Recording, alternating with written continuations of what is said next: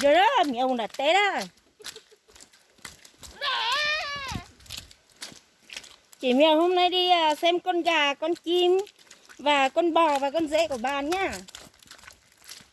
Đấy. Các bạn ơi, em Su ơi, đi theo đây em Su ơi. Em Su ơi, chị có ít cái này, chị có ăn này nè.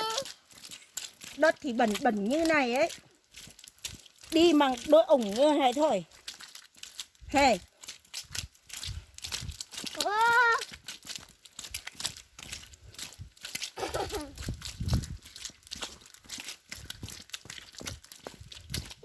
Rồi thì tiền. Ôi ta kia nó lót tới tiểu cỏ của bay. Nhưng người ta bắt chở tù số phết ê hu. Còn một hôm một tôi này lót rồi nó. Không thấy nào mới thâu.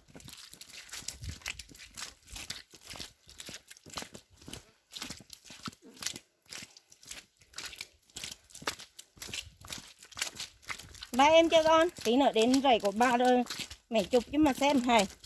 Bye em nha. Bye bye.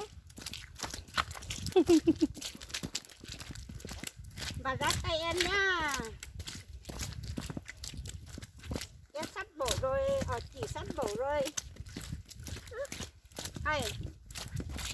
Tí chị đi lên chị muốn chân lắm rồi.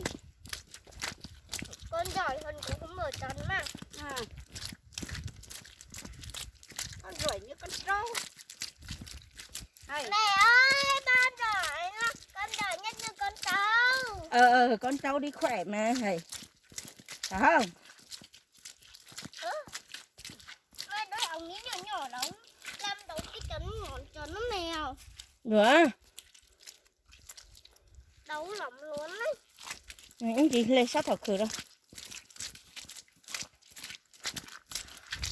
Đi cả mấy ngày đâu mà đau chân. Wow, ảo đi. Bà lý tí sao nó lòi kiểu móc vào tao nha. Cô sao tao lộ.